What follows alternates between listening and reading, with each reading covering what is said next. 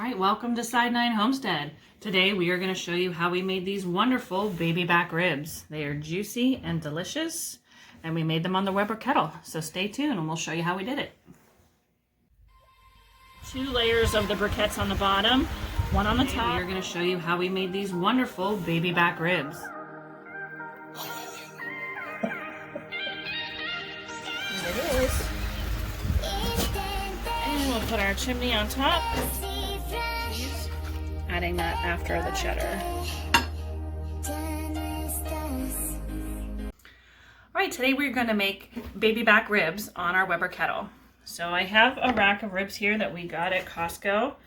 I'm just going to kind of look them over to see if there's anything that needs to be trimmed off. They come pretty well trimmed, and I believe the membrane is off of this one. Yeah, they took it off there, so that's nice too. Not much that needs cut off, just this little area over here. So we'll cut that off. So you want to cut little things like that off so that they don't burn, because they're really loose and they're not attached to the bone really, so they would just burn up anyway. So this actually looks pretty good. A little bit over here. But baby backs generally come pretty well trimmed. There's not too much that we need to do. So I'm going to leave it bone side up for right now because we're going to put our spice rub on there. So I have these 2 different spice rubs. These are from Meat Church, so you can go on his website or his YouTube channel. He talks a lot about his different spice rubs. So I have Honey Hog and the Voodoo. So I'm going to make 2 racks of ribs today, so I'm going to use 1 with each of them. So on this one, I'm going to use the Honey Hog Barbecue. I am not using a binder on this. It's still pretty moist, even though I did pat it dry, but I don't think we'll have any problem with the spice rub sticking. So that was the main reason why you would use a binder. Oops. All right.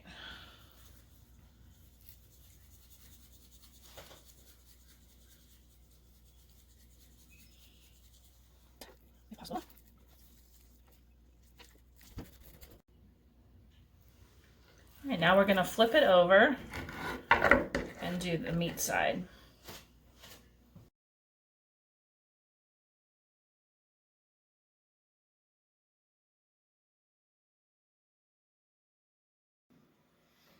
Okay, this is our second rack of ribs. It's pretty well trimmed as well, but on this end it's pretty thin. There is a bone like right here. You can feel it. It's pretty small though, but this whole end is pretty thin, so I'm going to cut this whole section off here.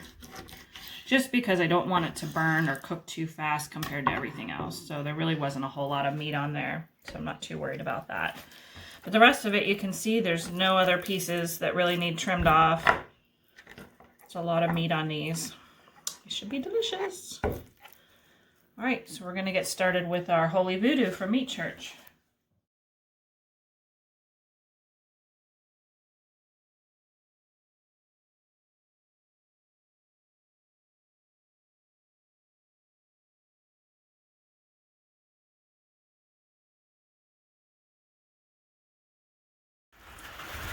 All right, we're outside in our pavilion. It is a cold, wet, rainy, nasty day. So this was a nice covered big area that we could come out and start our ribs.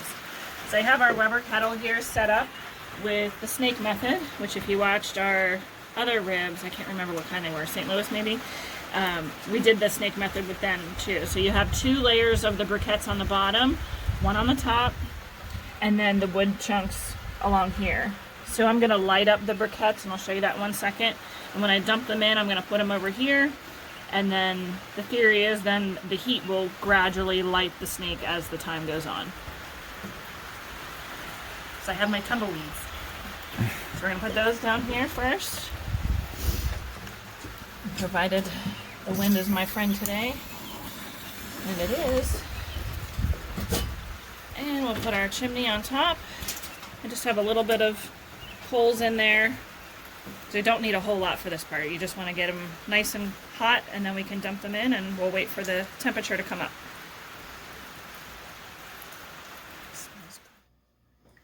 Okay, our ribs have been sitting for a little while. You can see that they're nice and glistened. which means that the salt from the rub has pulled out some of that moisture. So this is why you don't need a binder necessarily. They look delicious.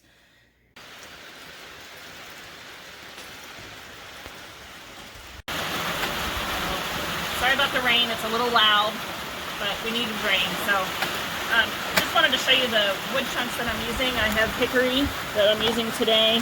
They sell all kinds of different ones, so we thought we'd try hickory today.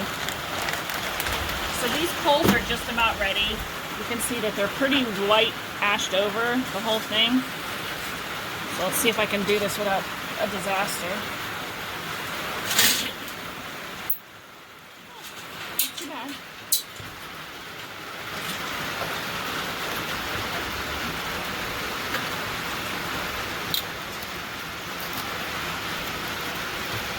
I just want to move the hot coals so that they're over the unlit coals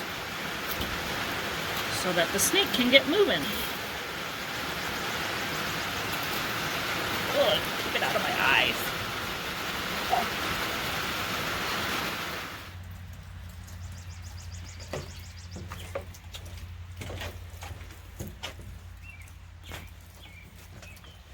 So you can see we have two different thermometers on this. This is the one that comes with the grill, and it's kind of over the center. We added this lower one because typically with the Weber kettle we're cooking indirect heat, so this would be the meat side. So we want to see what that temperature is on this side as compared to over the flame. I was trying not to have...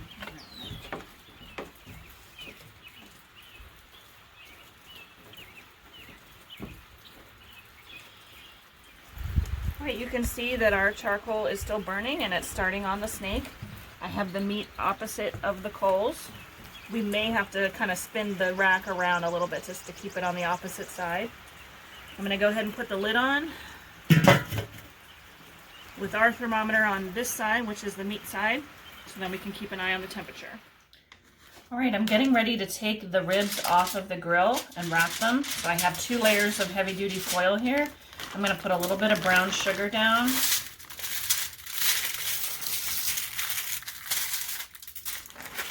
And then I'm going to put some butter on top of that.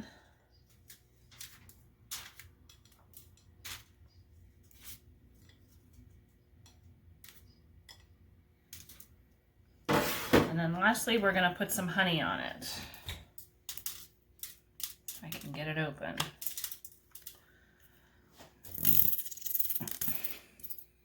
Never gets old. Put these on our foil carefully. Let's do it like this. We want the meat side down. And then we're going to wrap them up.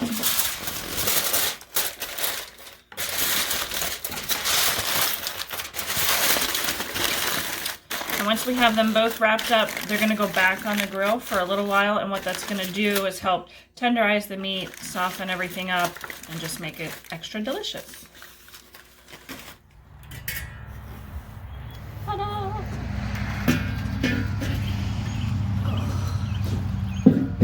Note to self, kids, don't put your face by the fire.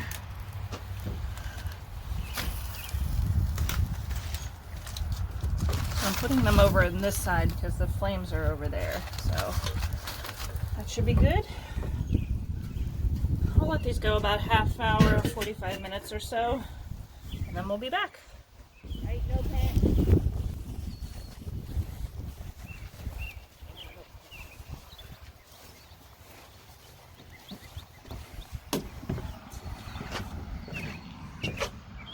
Get it 200. Okay. It's time, ladies and gentlemen. Delicious, smoky. That was a perfect snake. Did you use the whole snake? Yeah, just the very end is where it's lit now. Wonderful.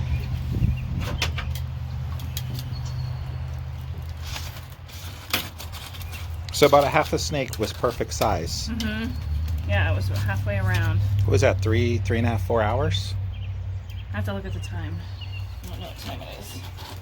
This is probably about 3 hours now.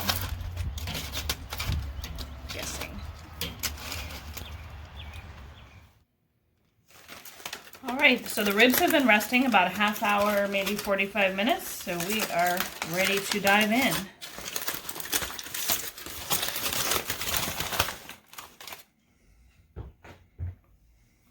All right, so, well, first let's flip it over so we can see what it looks like. Not too shabby. All right, I'm gonna flip them back over. All right, it's kind of hard to cut sometimes with baby backs because their bones are a little curved. Let's see. Not too bad. So you can see the pink ring around it. That's this from the smoke. It's called a smoke ring. Let me cut some more up so we can take a better look.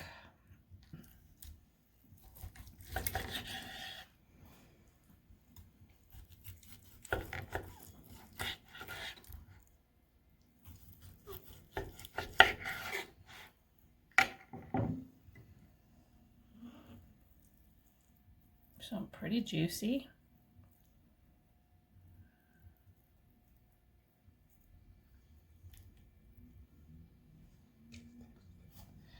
All right, it's time for the official taste test. And I guess that's me. Because I am an expert, you know.